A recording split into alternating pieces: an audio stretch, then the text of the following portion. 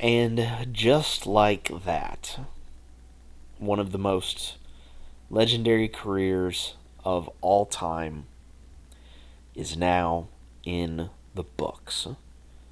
John Cena had his very last match ever.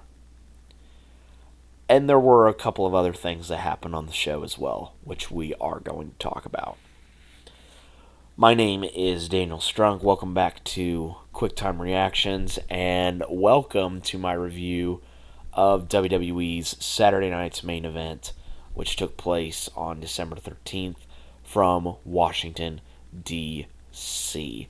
I really had a fun time watching this show, mainly because I was watching it with my parents, and they have not seen any of the NXT superstars that were featured on tonight's show. And it was really cool seeing their reaction to all of the faces that they were not familiar with for the first time, which I thought that was really cool as well.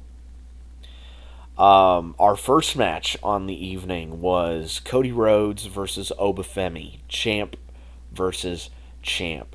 Early on, Oba looks like he's going to have the clear strength advantage.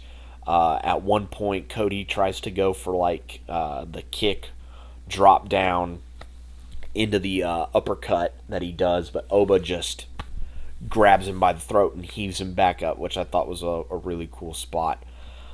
They both end up going back and forth a lot in this match. Cody hitting a couple of Cody cutters. At one point, Oba has Cody on the outside, and Oba hits a massive running uppercut that sends both of them over to the announce table and actually ends up cutting Cody's ear, and now he's bleeding. But, of course, towards the tail end of the matchup, Drew McIntyre, who has been a major thorn in Cody's well-being and existence at this point, he comes in and causes the DQ, which Cody Rhodes did win this match by DQ, so that means I get a point in my predictions. But of course, Oba, being the valiant babyface that he is, shoves Drew off of Cody. Cody hits a Cody cutter, and Oba hits a massive choke slam to send Drew packing. And of course, both babyfaces raise each other's hands, so everyone wins except for Drew. And I should have seen that this was the route that they were going to go. Of course, me being the optimist. Oh, who's gonna pin who, and how are they gonna get around this? No, they're just gonna have Drew come in and cause a DQ. I should have seen that as the option for this match, but I didn't. Next up, we have Bayley versus solruca. Early on in the early chaining process, Sol basically flips out of everything, showing off her agility. Even at one point, hitting a freaking Sasuke special to the outside, which was absolutely insane. Sol is one of the most agile people on the roster. It's absolutely insane, the stuff that she is able to do.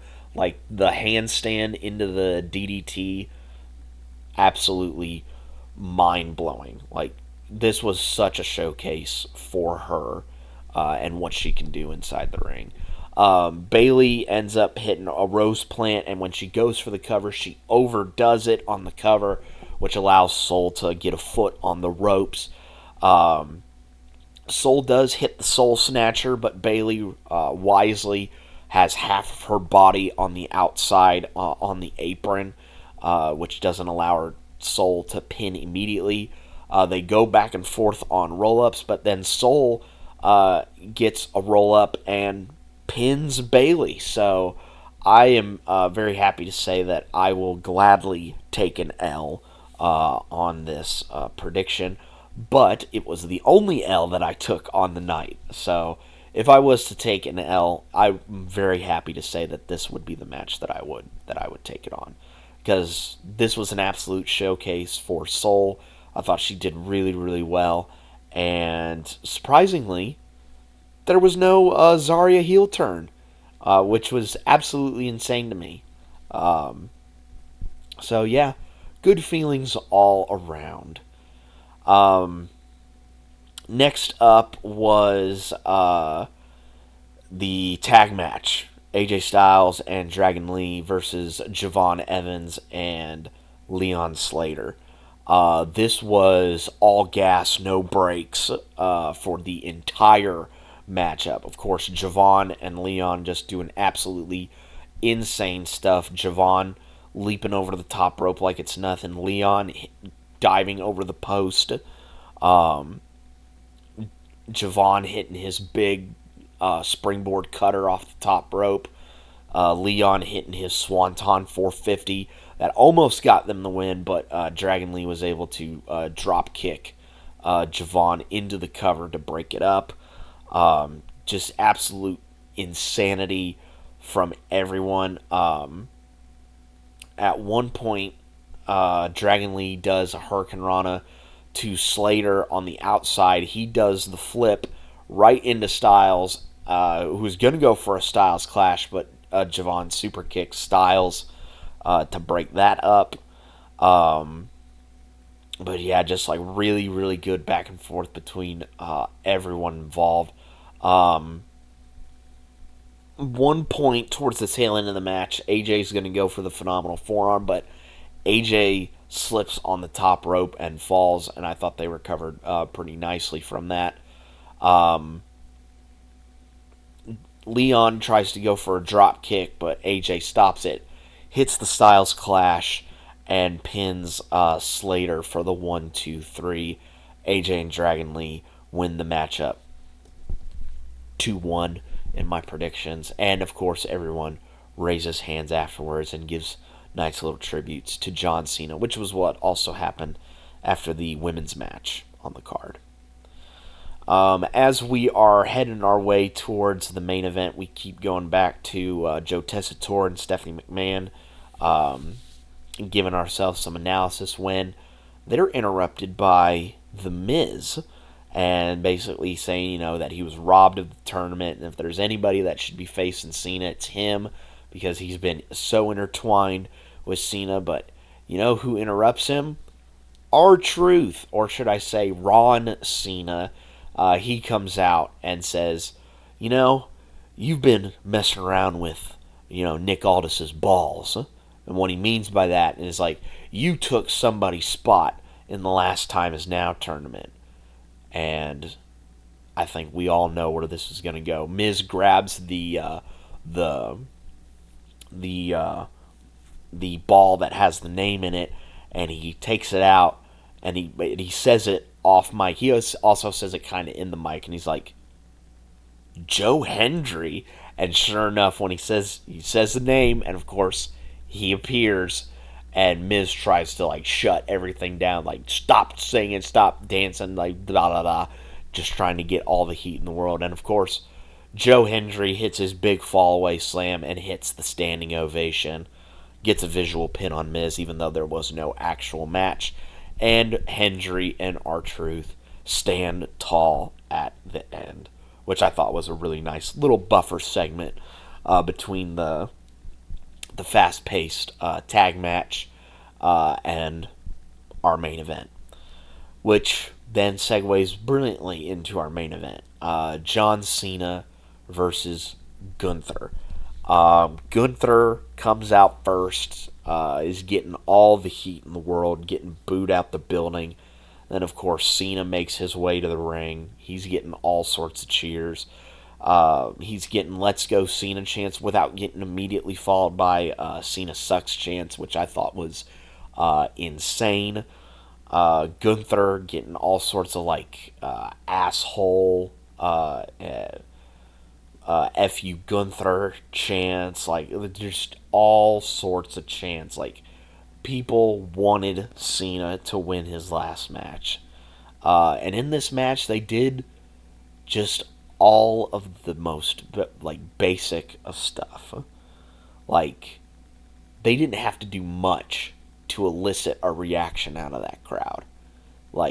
Again, just simple stuff.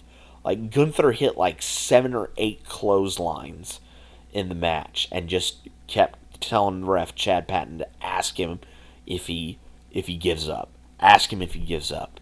And that was basically the story of the match. And it was awesome. Of course, we get towards the tail end of the match, we're getting all sorts of, like, AA, kick out, sleeper, escape, AA, kick out, sleeper, escape. Cena hits a super AA off the second. That wasn't enough. Cena escapes the sleeper multiple times, but Gunther's just able to keep getting him back in that sleeper. Eventually, he does hit one more AA. Gunther kicks out, and then Gunther immediately puts him back in that sleeper. Cena tries to escape one more time.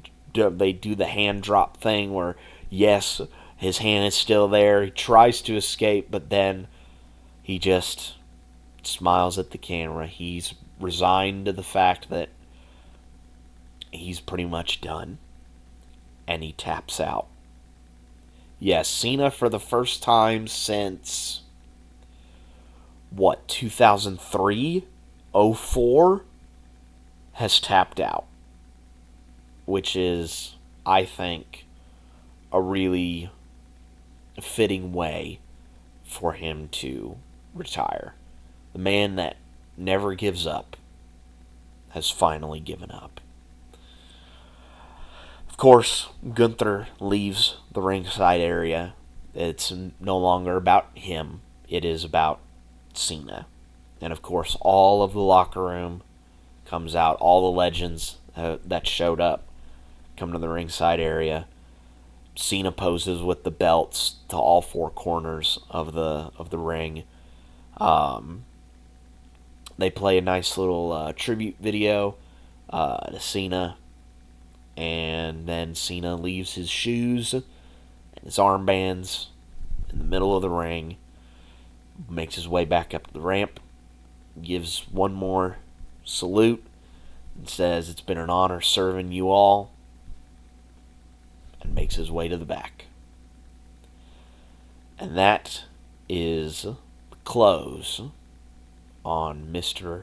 Cena's career. I didn't give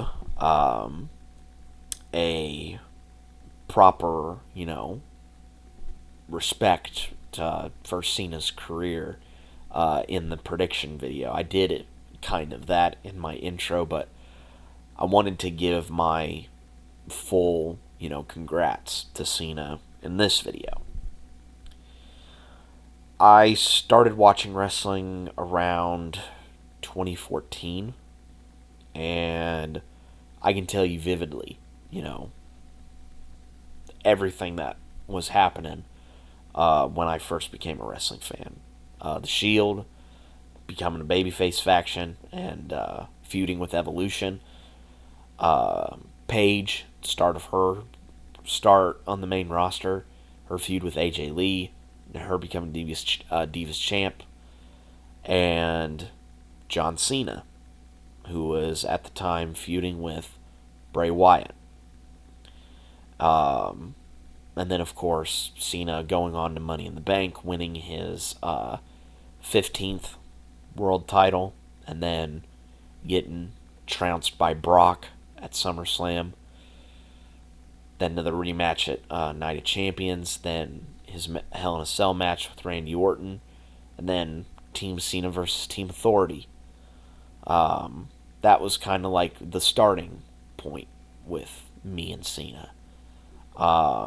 And little did I know that after Royal Rumble 2015, where it was him, Brock, and Seth for the championship, Cena would basically be a special attraction / mid-card guy.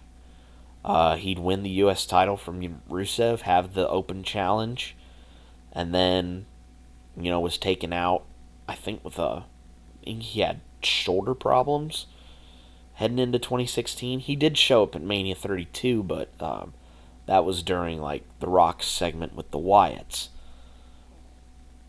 And then came back, was one of the top names on SmackDown, but He didn't really win the championship until Rumble 2017, when he kind of rekindled his feud with AJ, which was also in 2016. Won his 16th, dropped it to Bray at Elimination Chamber, had the mixed tag with Nikki at Mania 33, and then for Mania 34, it was, him and Undertaker. And then after that, went away for a little bit. Showed up at Mania 35 as the Doctor of Thugonomics.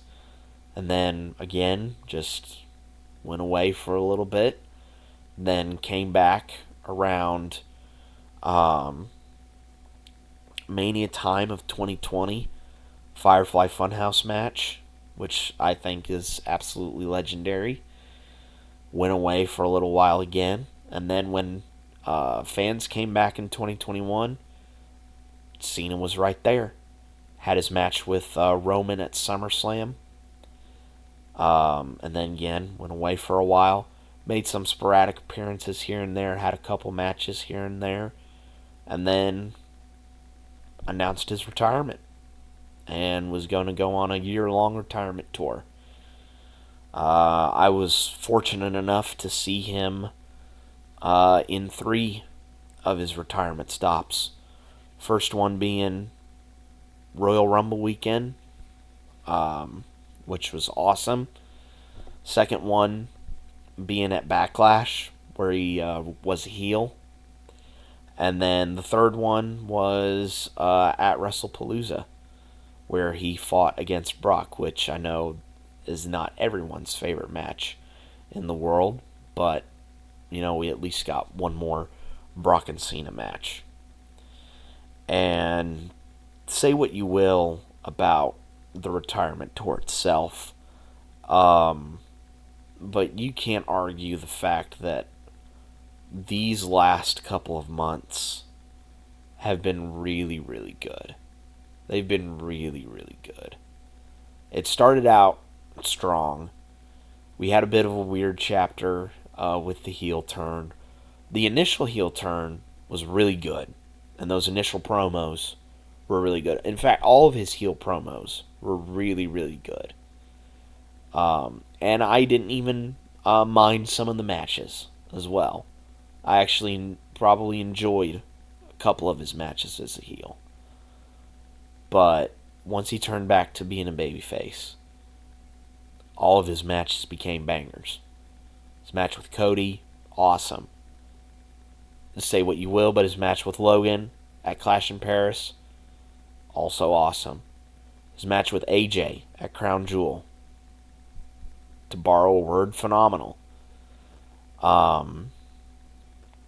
Him winning the IC title, an amazing cap to an already amazing career. And then, of course, him losing the title to Dom.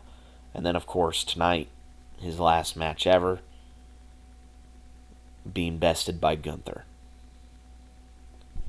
To me, it was the perfect way to kind of end off the retirement tour. And even though I was not there for the height of Super Cena in the mid-2000s into the 2010s, and I only was there for the back half of Cena's career, I'm still very much going to miss him, because Cena is WWE, especially for people of my age or younger, because Cena's been a part of the WWE for as long as I've been alive. And it's just going to be weird not seeing him wrestle a match at any point in the year. It's going to be really strange. But everyone has to hang it up at some point. It's just a matter of when is it going to happen and how will it happen. And I'm at least happy to know that Cena went out on his own terms, and I'm sure has no regrets about anything that happened this year. So, from the bottom of my heart, and probably from everybody else's, to John Cena, thank you so much for an absolutely incredible year and an incredible Hall of Fame worthy career. Enjoy retirement and enjoy Hollywood as well. But yeah, that is pretty much it for one, Saturday night's main event, and two, my review of Saturday night's main event. Again, it was a really, really fun show. Lots of good matches. And Cena's career's done now. Another star in the books.